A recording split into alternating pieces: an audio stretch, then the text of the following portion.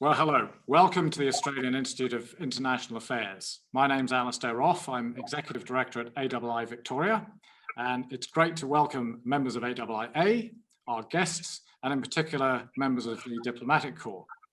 Just the brief Zoom housekeeping. We'll be taking questions towards the end, so please feel free just to start typing away your questions in the Q&A tab in the toolbar at the bottom of your screen. You can upvote on questions posed by other people. So this is the next in our series of Meet the Ambassador, where former foreign correspondent Jim Middleton discusses current world, regional and national issues with ambassadors and high commissioners accredited to Australia. It's a pleasure today to have with us the British High Commissioner, Her Excellency Vicki Treadell. She's been in the post since March 2019 in Canberra, after starting her Foreign Service career in 1979. Since then, she's recently served as British High Commissioner to Malaysia, before that to New Zealand, and as Deputy High Commissioner to India. Our interlocutor today, Jim Middleton, over a 50-year journalistic career. He was the ABC's North America correspondent in the 80s, based in New York and Washington, went on to become the ABC's chief political correspondent and later political editor in Canberra. So thank you both very much for joining us. Jim, I'll hand over straight to you. Thank you very much, Alistair, and High Commissioner, good evening. Thank you very much for the opportunity to talk to you. Now, this turns out to have been even more timely than I had anticipated, because overnight we've got the news that there is to be a major foreign policy development from your Prime Minister, in which, if the media release from Downing Street is anything to go by, suggests a tilt, according to Boris Johnson, toward the Indo-Pacific, and also that climate change is now his #1 international priority. Those are the headlines. Anyway, there's a lot more depth to it than that. Might go to the strategic question first, which is obviously of great interest to Australia. We've had the Quad meeting over the weekend. First time it's been elevated to leader status. Boris Johnson's invited Australian Prime Minister Scott Morrison to the G7 to be held later in the year. There's talk of a D10, a democratic 10, which would also include India and South Korea. So there's a lot of activity in this area. But in terms of the ambition that Boris Johnson is likely to express, just exactly what does the UK bring to the Indo-Pacific table? You don't have much in the way of strategic assets east of Suez anymore, so what does it actually mean in a material sense?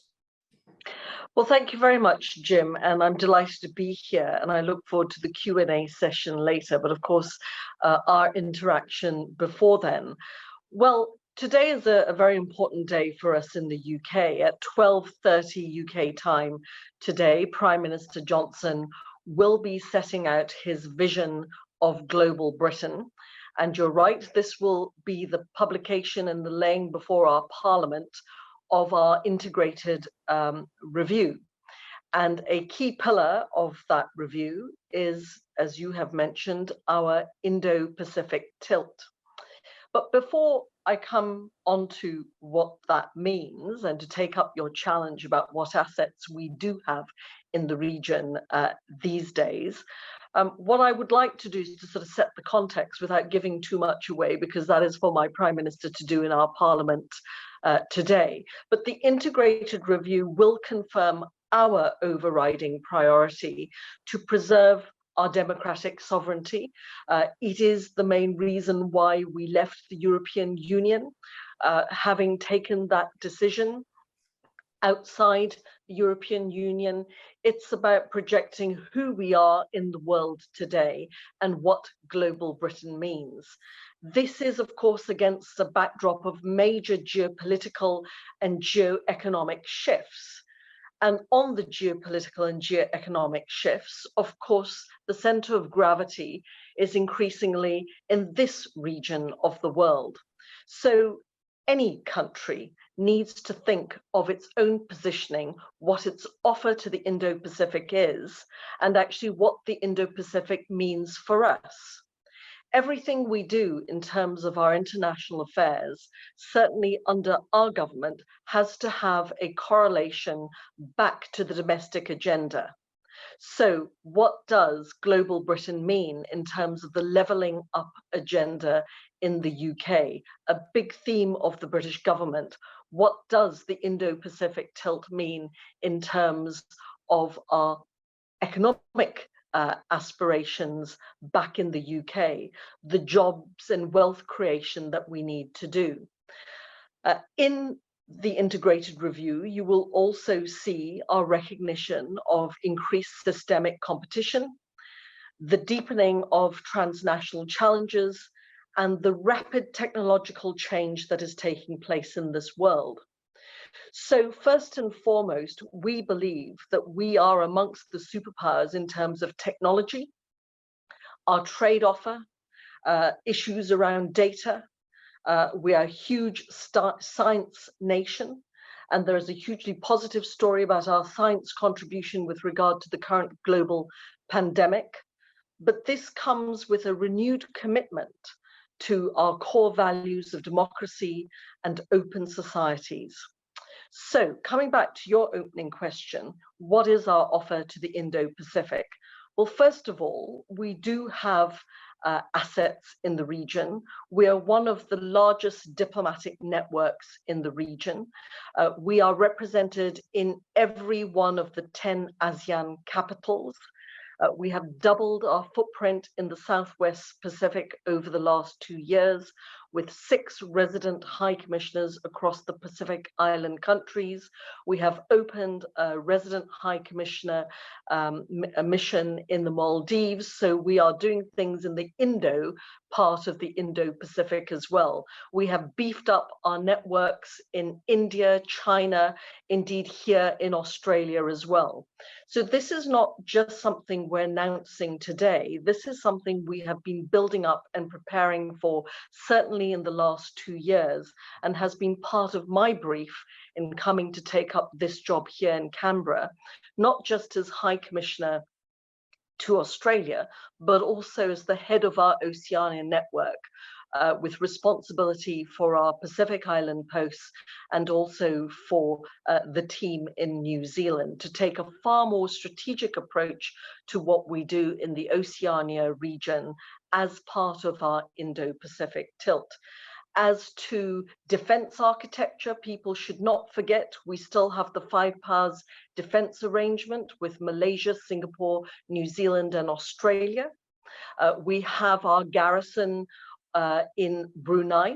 Our Gurkha regiment is based there. We have strengthened our Asia Pacific defense capability with the British defense staff of a number of officers who sit in our High Commission in Singapore, who have oversight of our defense strategy and diplomacy, primarily across ASEAN, but beyond ASEAN in the Asia Pacific. We remain a maritime force. We have, after the decommissioning of HMS Illustrious, we now have HMS Queen Elizabeth II, our new aircraft carrier with her sister ship, the Prince of Wales, about to commence sea trials as well. So you will see in the future a more consistent and persistent British presence across the Indo-Pacific.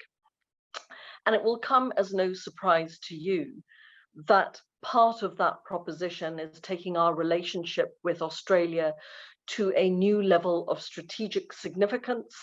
We are also looking at the relationships we have with other countries in the region, like-minded democracies like Japan, like South Korea, and of course, the important relationship that we want to strengthen and further deepen with India.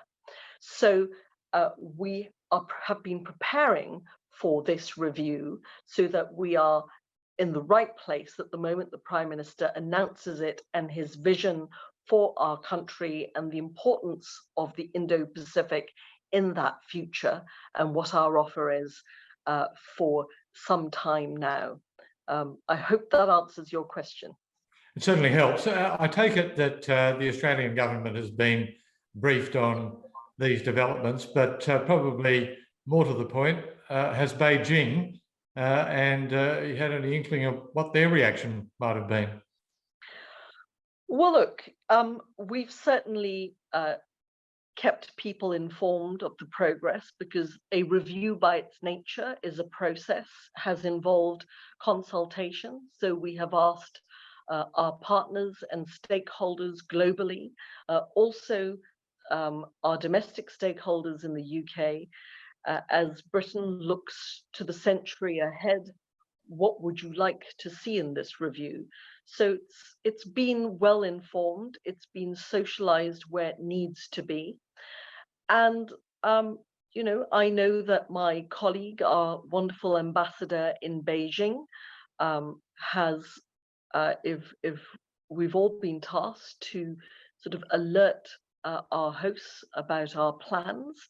And we shall see what China's reaction is, as indeed we shall see what the reaction is of Australia and other countries in the region. But I would hope that it will be welcomed, because we acknowledge too the importance of China's emergence as an economic power, as a major country on the world stage. It is a country we all have to deal with, and we all have to have a relationship with. But that does not mean that we are unaware of, you know, both the challenges of that balancing act that we all have to pull off. Indeed, you mentioned the new aircraft carrier, Queen Elizabeth, which it's planned would be part of exercises in the Indian Ocean or the Pacific Ocean, either or both. But I do notice that back in 2019, when a previous Defence Secretary, Gavin Williamson, announced that the HMS Elizabeth would be travelling to the South China Seas, China responded by withdrawing its invitation to Chancellor Philip Hammond to visit Beijing. That's a fairly stark reminder, is it not, of the cost, that there are costs as well as benefits quite potentially from this new initiative. Well, we would hope that we maximise the benefits, and we will have grown-up conversations with people who worry that this is perceived as a threat.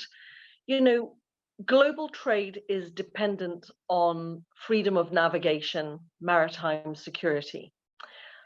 We all have to play our part to preserve the routes for trade.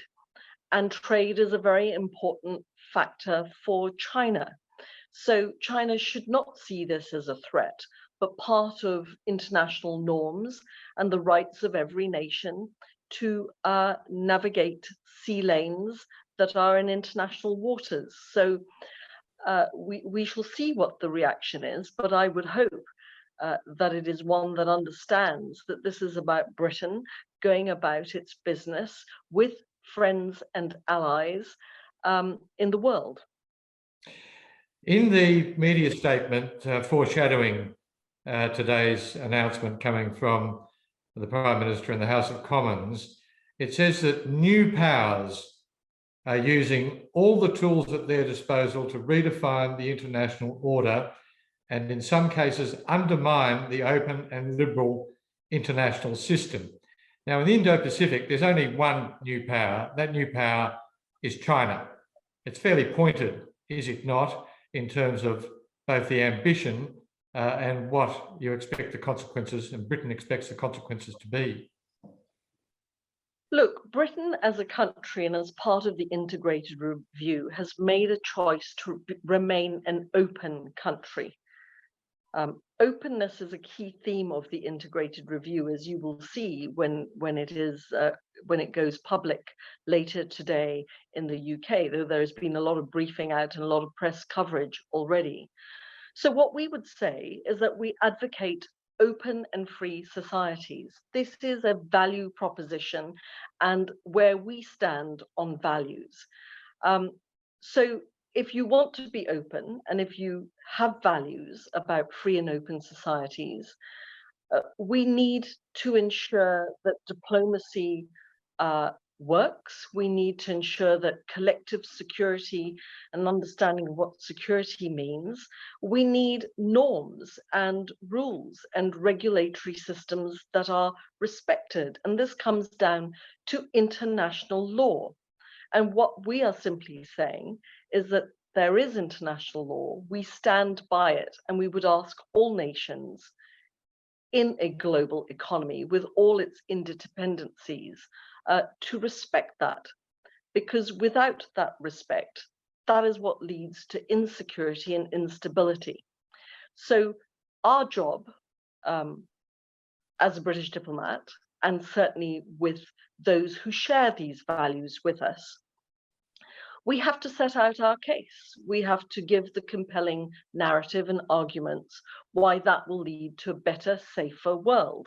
The integrated review for us in Britain is about a more secure, prosperous and resilient country, but it is also an offer that we and a view that we are keen to encourage that others share too, not just for a more secure, prosperous and resilient Britain, but actually for a more prosperous, secure and resilient world, particularly in a post-COVID reality where the recovery of the global economy, the health challenges that we will continue to face, the importance of getting economic growth back, the support of the more vulnerable countries is absolutely essential. This is not a time for contestation. This is actually a time to rebuild and to persuade people that there is a better way forward. It is an awkward equation, though, is it not? Having decided to turn your back on the EU, you do need, and you've expressed it here, to seize the opportunities for greater trade relationships in the Indo-Pacific. And yet, even when you dipped your toe in the water back in 2019, the first sanction that the Chinese took was an economic one, which was to say that the Chancellor of the time, Philip Hammond, should not visit. There is a risk and a price here, is there not? Well, look, first, the beginning of your proposition to me, let me rebut. We have not turned our back on the EU. Indeed, we have come to a radical, groundbreaking free trade agreement with them, which has zero tariffs and zero quotas. The European market, or the EU market, is still our single largest market, so they matter to us. We remain a Euro-Atlantic country, power even. Our commitment to NATO and Europe's security is second to none. Look at our contribution to NATO and our guarantee to be always there for the defense of Europe. So this is not a Britain turning its back on the EU or Europe. We remain Europeans. Amongst our closest allies are our French and German colleagues. Look at the road to COP26 and our work on climate change. Italy is our partner on this, looking after the pre-COP meetings, working in tandem with us towards COP26 in Glasgow. So that's our position on Europe. We are staunch allies. We're putting our money where our mouth is with regard to defense and security. Our intelligence agencies are amongst the best in the world. What we share with our European partners for their security is fundamental to all our security. So that's my position on Europe, and that is the British view on how we build a different relationship with Europe, but still one based on values, the important integration that we have in terms of our economies. So if the rebuttal, as you put it, that we received when the former Defense Secretary first referenced what Queen Elizabeth II would be doing, put us off. Well, it clearly hasn't. We've had the integrated review. It is being published today. Our plans of deepening and strengthening our relationships, because trade, going back to the geo-economic shifts, is fundamentally important to us. Whatever we have secured with Europe, we need to go beyond Europe.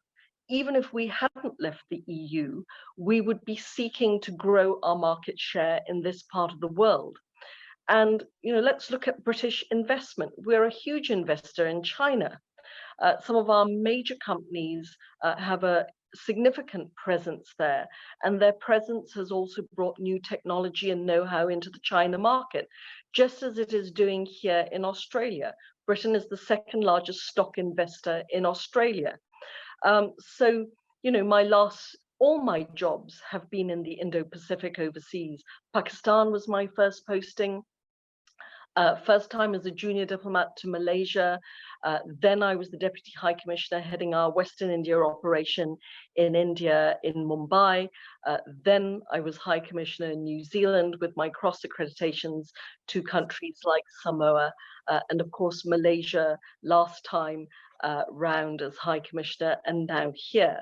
So I know what Britain has done. I know where our relationships with significant countries in this region stand. Our foundations are good.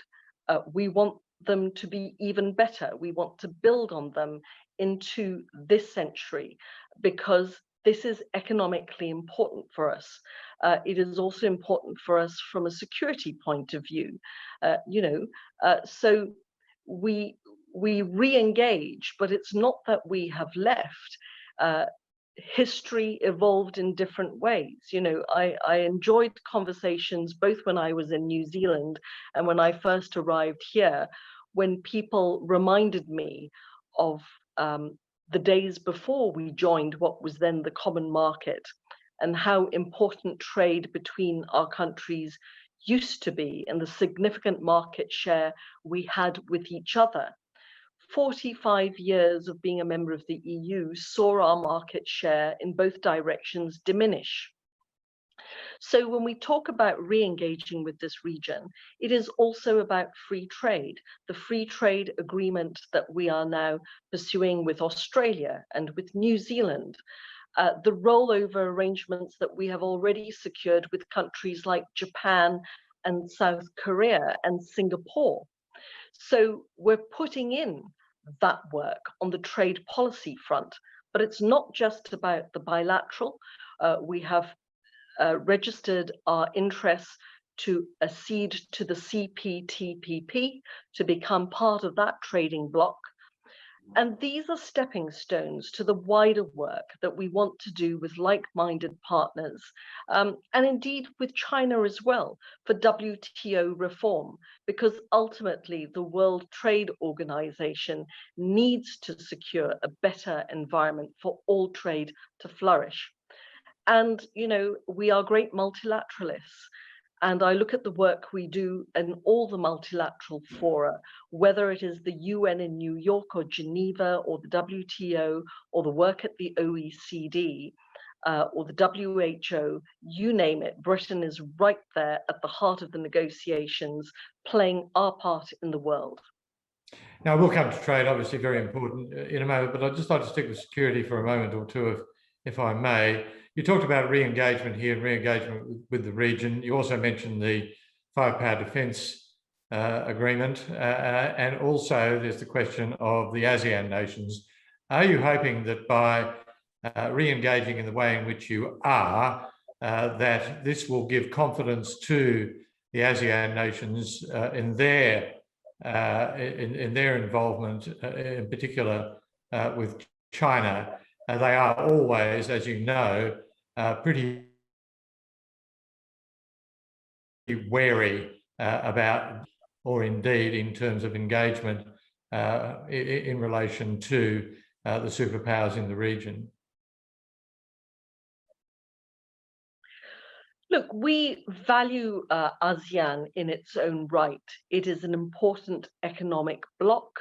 I worked at the heart of it for the previous 4 years before coming here, and they have a consensus approach to how they do things.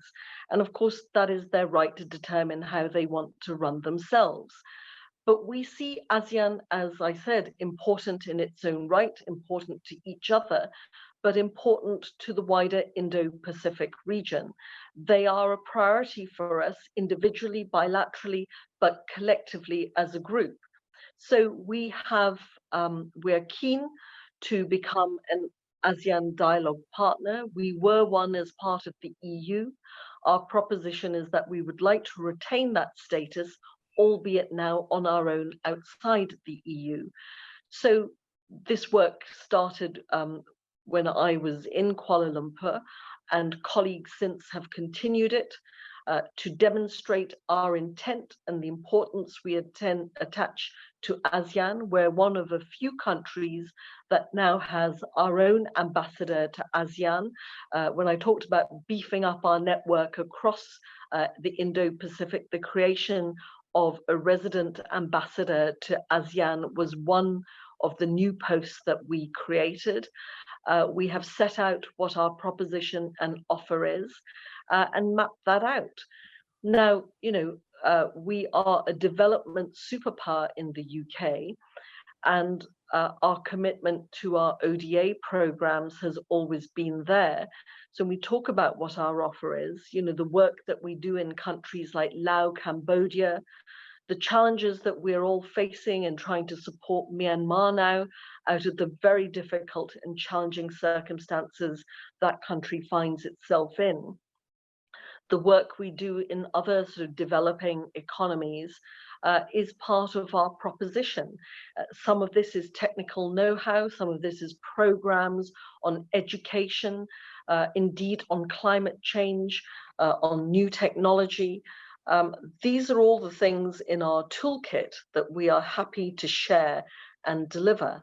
And before you put the question to me, yes, because of the economic impact of COVID, we are momentarily reducing the level of our GNI from 0.7% to 0.5%, but we're very clear this is temporary.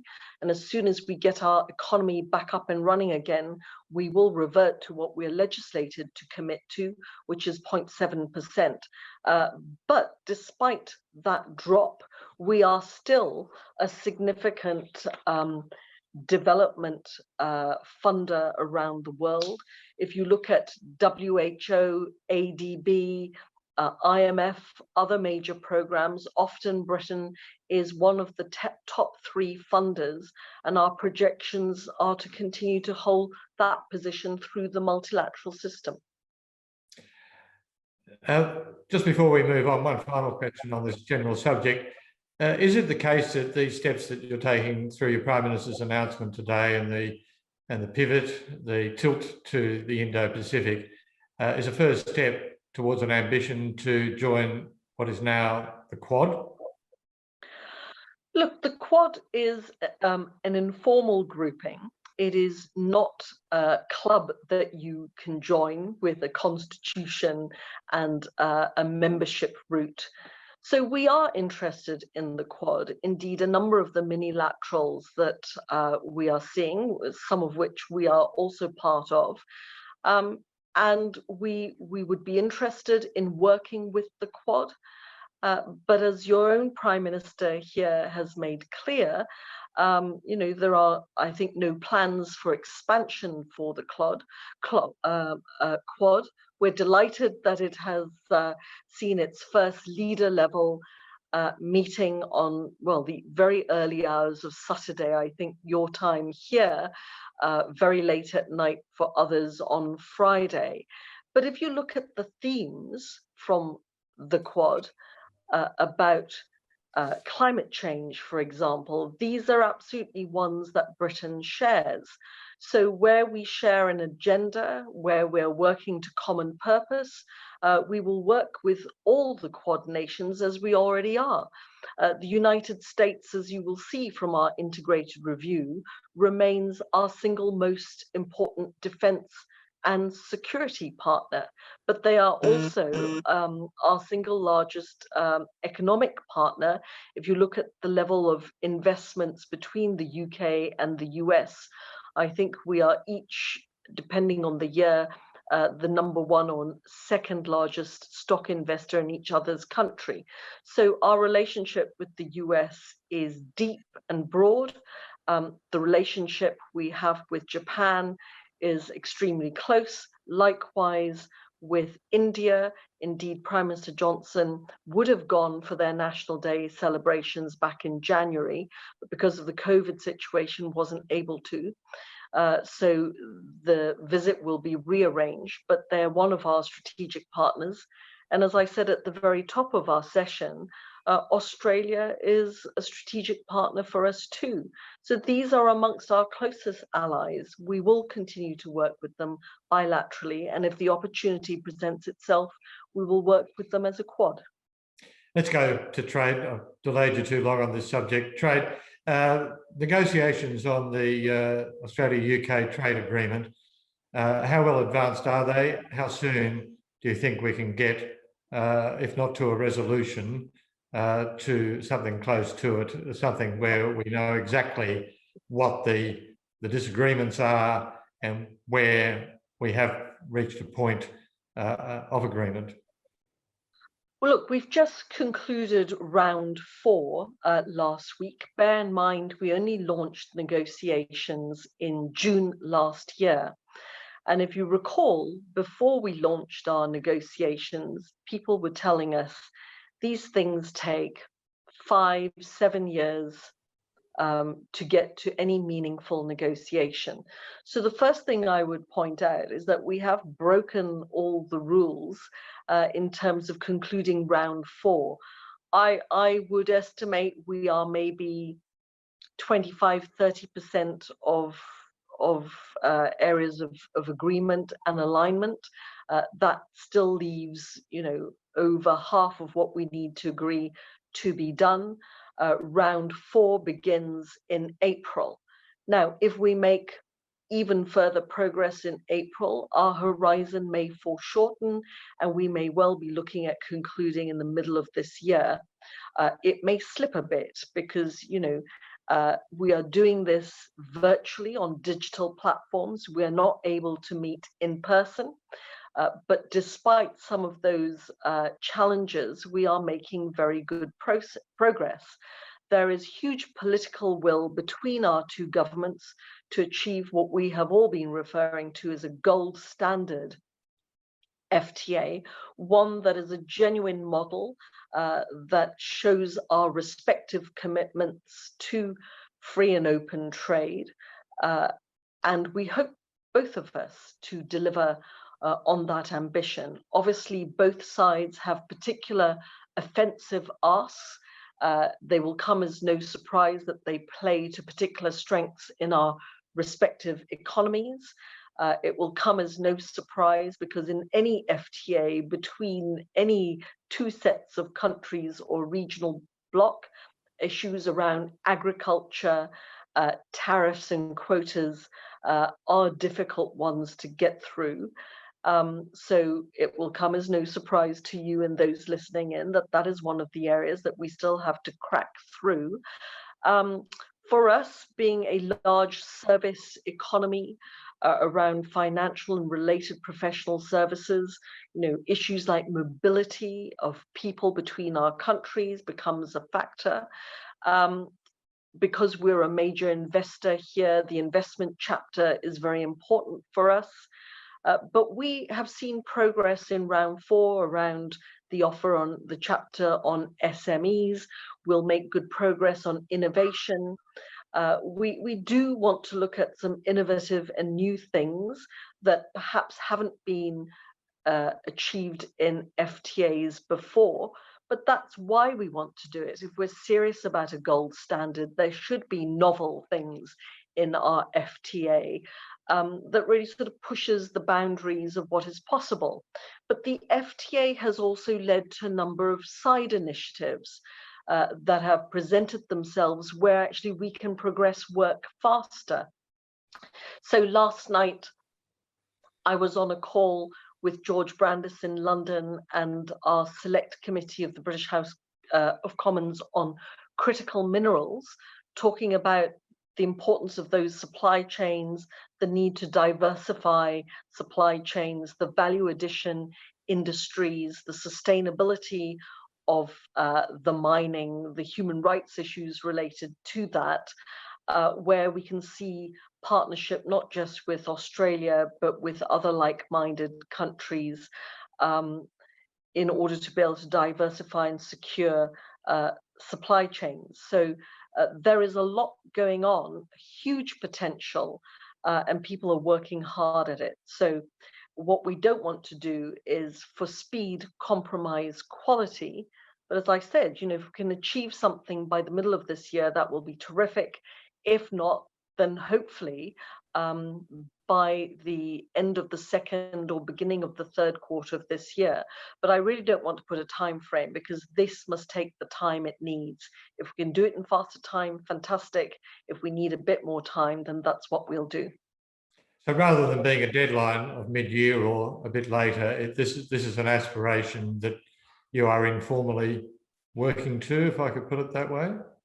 Yeah, we have an ambition to get it sooner, but that requires progress, and it probably requires compromise on both sides in some areas. But this is a technically difficult thing, and in the timeline you also have to factor in, this will be an international treaty, so it will have to go through a legal process, a parliamentary process.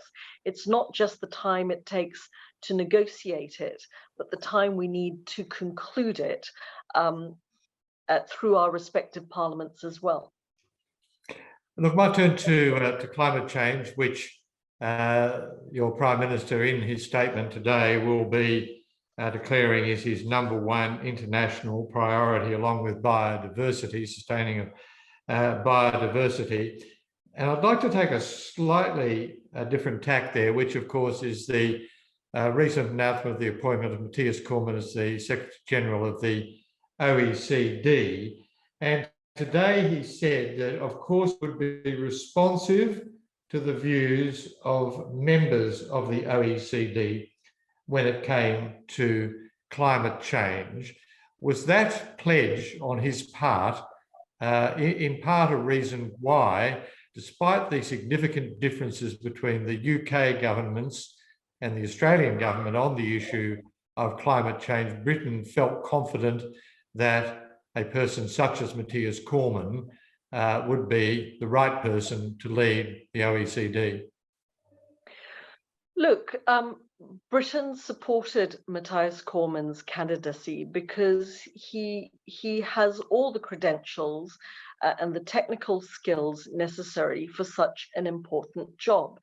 And it is a competitive process, and people come through on merit because they convince those who have to make a decision who they are going to back that he was the best man for the job.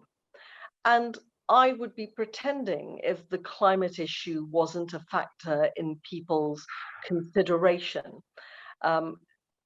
Particularly from the European side and other countries, we needed to be confident that whoever gets this job will be the Secretary General of the OECD and deliver their agenda.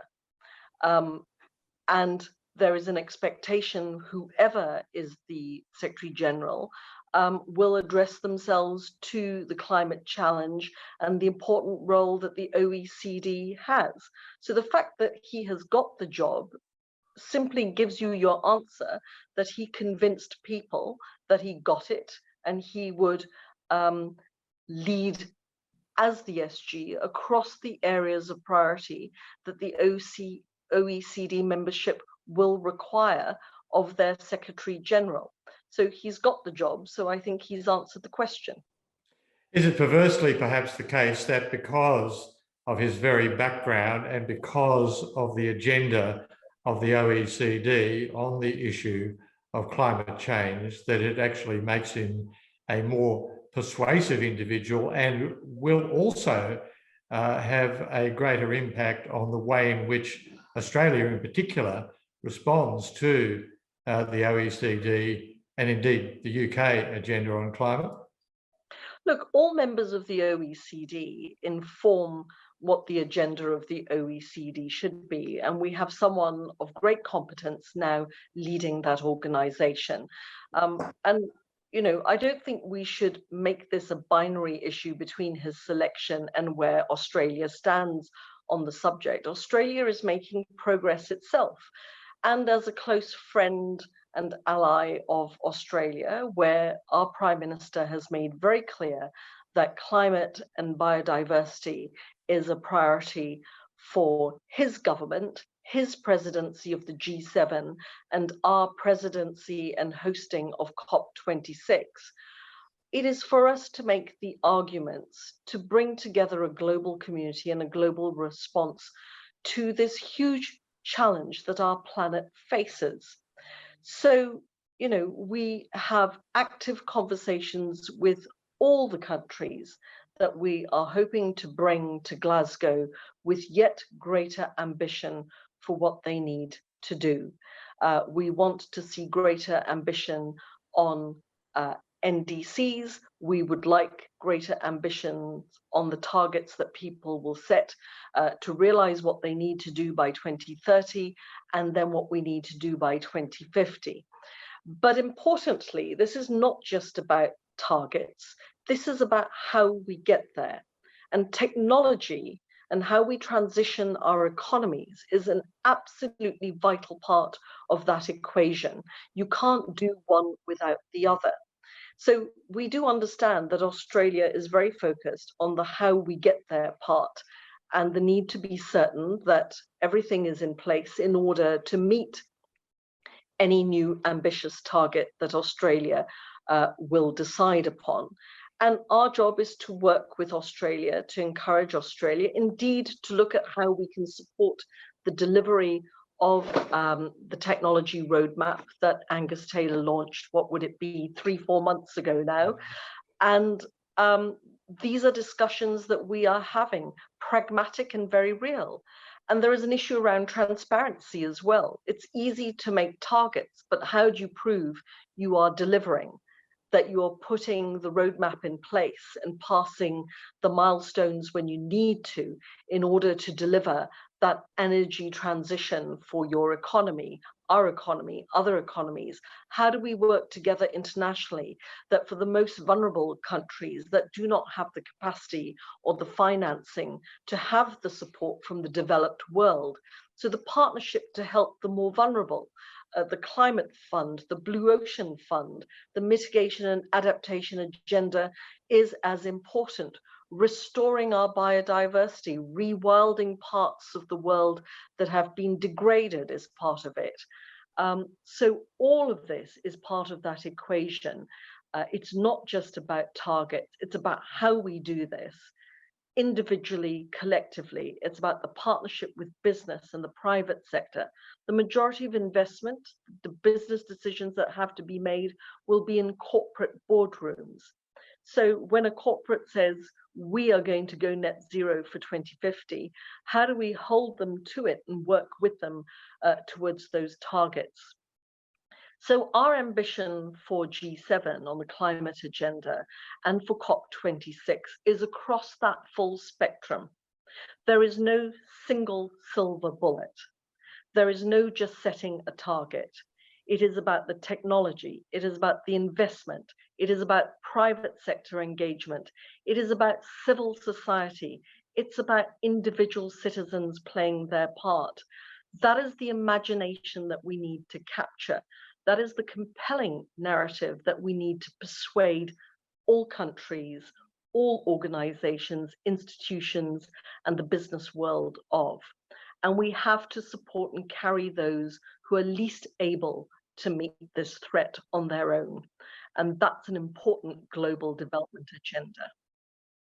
Very ambitious agenda indeed. A very crowded agenda we have here today too, and I should get to some questions from our audience. Inevitably, one will be about the free trade agreement. And simple question, will this provide opportunities for Australian farmers to export more to the UK? The short answer is yes, I'm sure it will. But as you acknowledge, and I would add, and for British farmers to export to Australia too. As you note, though, it is always the case that agriculture is a very, very tricky subject, but you think that the bottom line for both nations in terms of getting to a free trade agreement would be the opportunity for farmers in both countries to export more to each other.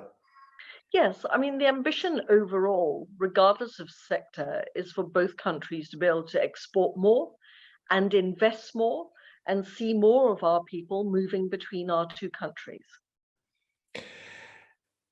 We mentioned Myanmar very early on. I've got a question here, which is how does the British government perceive the political situation in Myanmar right now? The people of Myanmar are calling for the notion of right to protect to resolve the tension. Is that something that the UK believes as well and is doing something about to try to bring international pressure, coordinated international pressure to bear? Yes, it is. You know, we have been very clear in our posture with regard to the situation there, which we think is dire and appalling. We have called out the atrocities that we have seen it, where innocent citizens trying to express their view and their right to say that they are not happy with the situation in their country should frankly be murdered on their own streets. So our position on this is unequivocal. We have been working internationally, not least given in February in particular when we chaired the UNSC. Barbara Woodward, our ambassador at the UN in New York, corralled views, and we made a very strong UNSC statement that had collective sign up to it. We have worked, because of our G7 presidency, to have a G7 position on this. We are working with like-minded countries like Australia. It is something, the situation in Myanmar and indeed Hong Kong, for example, is something that our Foreign Secretary and your Foreign Minister, Maurice Payne, have been discussing regularly. We have looked at joint statements, acting individually, using the different partnerships and relationships we have with others in the world. You know, Australia has particular strengths in its relationship with Indonesia, for example. And I know that the Indonesian foreign minister is very seized of this hugely difficult and dreadful situation in Myanmar. So I hope that answers the question from the person who asked it, but we are looking at the recourse that is available to us. We're looking at the partnerships and how we collectively work at this together. Another security question, and one that I would have asked if we hadn't dealt so comprehensively with some other matters, but do you see the possibility of Japan, for example, being invited into the Five Eyes relationship? Well, we work closely with Japan already, and it's kind of like the answer to the Quad, which is for Australia and the other Quad members to mention. At present, there are no plans for expansion of the Five Eyes. It is a unique intelligence sharing grouping, but increasingly we work at a Five Eyes level across a whole range of issues. I think about all our main ministries, whether education, healthcare, homeland. For example, we have at senior official level and at ministerial level a lot of Five Eyes engagements. Our law enforcement agencies regularly meet and compare notes on a Five Eyes basis. Our health ministries do likewise, and in many respects, COVID in the last year has brought us so much closer across a number of fronts. But that does not mean we will not work with others, Five Eyes Plus, on key thematic or global agenda issues when that is the right thing to do. There's another question here about, which is not quite related to Five Eyes, but in light of this tilt to the Indo-Pacific, all nations have limits to their capabilities. There are budgets, resources, and so on and so forth. To what extent would you say this might shift Britain's interests away from European regional security?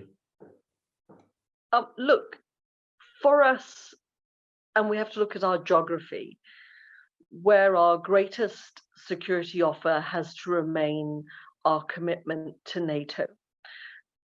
But you will have seen, as in the lead up to our integrated review, a significant multi-year settlement for defence in the UK, with an increase in budget for modernising our armed forces.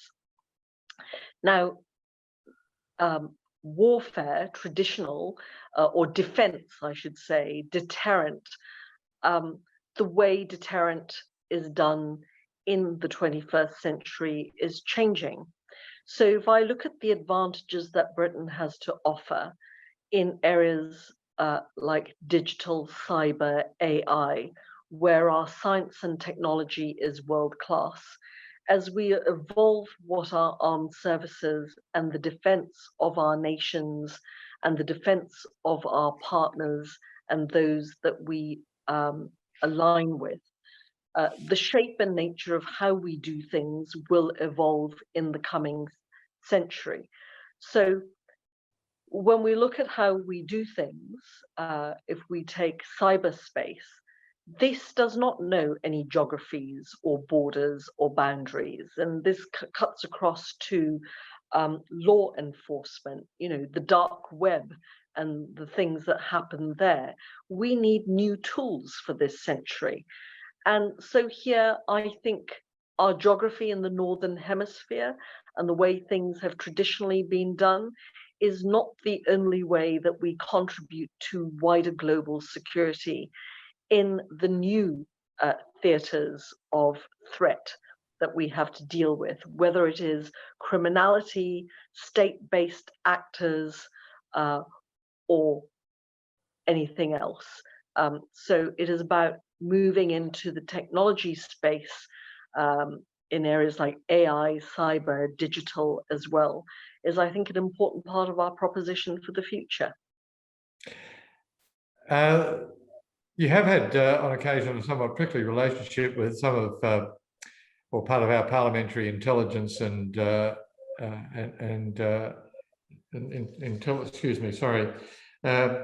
Intelligence and Security Committee, complaint about leaking of some discussions in relation to Huawei and so on and so forth, led to the cancellation of a visit to the UK by members of the committee. Is that back on track now? Oh, look, I think that story actually conflated a couple of things. The decision by your Parliamentary Select Committee not to go to the UK had nothing to do with our view on briefing out from what was meant to be a private meeting with my Foreign Secretary Dominic Raab when he visited, where we did not expect the conversations and the terms on which we had that meeting to be briefed out. You will remember the timing of Mr. Raab's visit was literally 2 or 3 weeks before lockdown and border closures.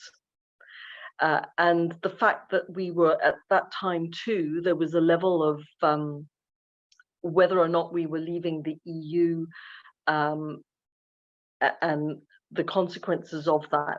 So there were different reasons why the timing of that visit last April, May didn't happen, because you were in lockdown and your borders were closed and people weren't allowed to travel out except with exemptions. And it was uncertain actually whether or not our parliamentarians and select committee would be available for an in-person meeting in London. So, you know, let's just separate some of these issues. Yes, I don't think people were happy when I expressed our concern that a private meeting, and of course that correspondence to express that concern was in itself private and was subsequently briefed out. So, you know, for us, for me, when we engage in people and we talk about a circle of trust and relationships and how we build them, we're serious about that. So you know, that's the past. This is a new year. The importance of our bilateral relationships, the real things that we do that will never be known because they are about the security of our nations, the intelligence that we share. The wealth and depth and breadth of that work has, you know, this wasn't even a factor in any of that. We move forward.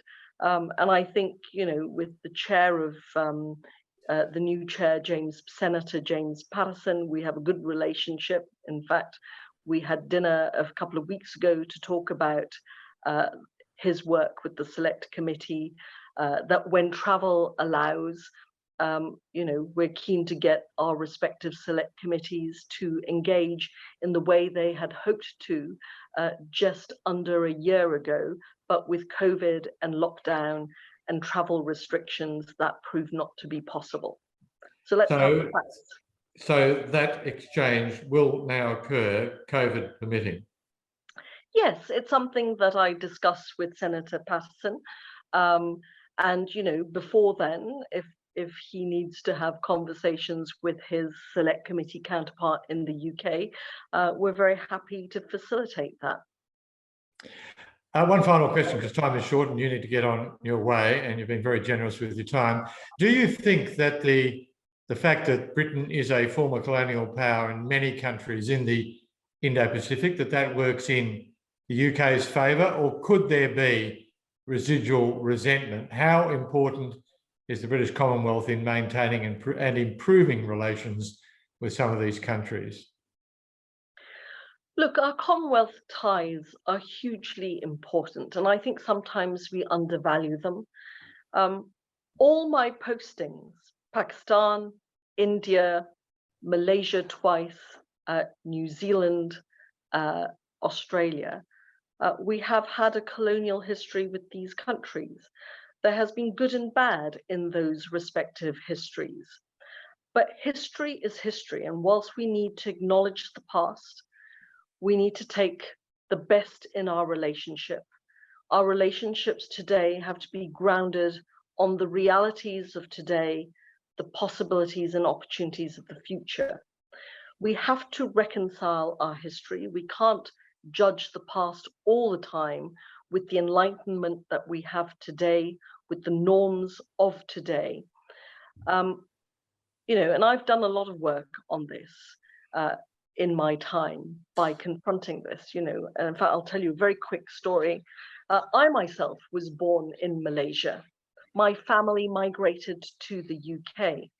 My parents chose to remain British subjects at independence. And back in those days, if you were a British subject in your old blue passport, you had the right of abode in the UK until the 1981 British Nationality Act removed that right. So I know why my parents chose to go to live in the UK, and it was around the values that they attached, and these are Commonwealth values. In every country I've worked with, yes, there are difficult aspects of Britain's history, but the overwhelming sentiment that I have come across is one of familiarity, shared values, and the relationship of today, and the things that we do that matter. All the things that I've spoken about. Look at the fact that we use our convening power for the COVAX summit to get the funding for the global rollout to the most vulnerable countries for the COVID vaccination program that needs to be done. That's something Britain has done. That is a value proposition. So it's about doing the right thing today. It's about being a force for good today. It's about promoting open and free societies. Look at our stance on Hong Kong. Standing by what we believe in the joint declaration is a matter of international law, and the offer that we have made to British nationals overseas in Hong Kong, that should they wish a route to the UK and ultimately citizenship there, they can have it. So we know what our legacy is, we know what our responsibility is, but this is about global Britain today. Our past gives us a certain history and amount of baggage, but it is about judging us on what we do today and the partnerships that we want for the future. It is about our contemporary relevance. It is about our role in the world today. And with the integrated review, this includes our Indo-Pacific tilt. Hi, Commissioner. It is part of the objects and examples of an open and free society that we are able to engage in discussions of this kind in the full glare of the public. I really do appreciate the time that you've spent with us this evening, your candour, your directness. Thank you very, very much indeed. Thank you very much. Thank you very much indeed. We know you're on a very tight schedule, so thank you again from AIIA. We'll let you go, and I'll switch your microphone off now and your video. So thank you again very much for your time, and as Jim said, your candor. Thank you very much indeed. And Jim, thank you too for your excellent questioning leading us through, and to the audience again, thank you very much for your attention and interest and questions, and please stay tuned. Our next Meet the Ambassador is the Brazilian Ambassador on April the 6th. Jim, thanks again very much.